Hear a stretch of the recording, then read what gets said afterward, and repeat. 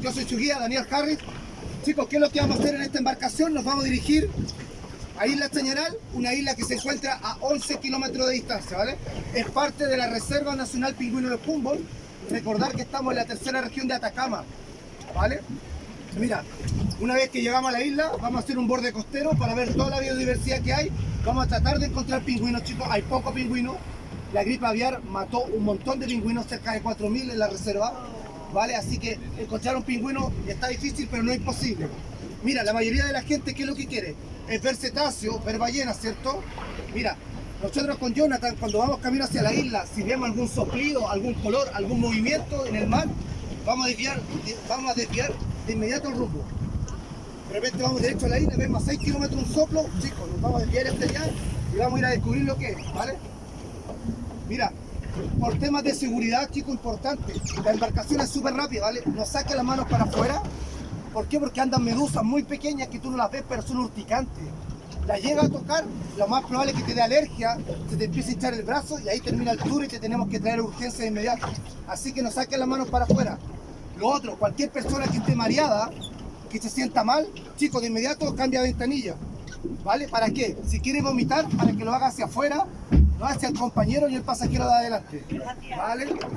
Buena recomendación porque nos ha pasado. Chicos, mi nombre es Daniel. Cualquier cosa, chicos, que ustedes quieran, cualquier duda, me llaman. ¿Hay alguna duda, consulta? Ya iba a preguntar a alguien, se arrepiente de salir, pero ya salimos ya. La embarcación es rápida. Los que andan trayendo gorros, jockey, la apretan un poco más porque es rápida, ¿vale? Chicos, todos los días son diferentes, por horario, por día. Las ballenas que están acá no son residentes. Esto es un pronto copeco. Pasan, comen, descansan y después siguen su camino hacia el sur, ¿vale?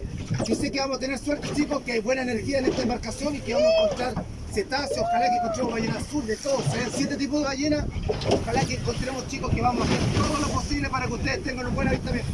Un fuerte aplauso al capitán, chicos, lleno de energía. Así que vamos a empezar a navegar, ¿vale?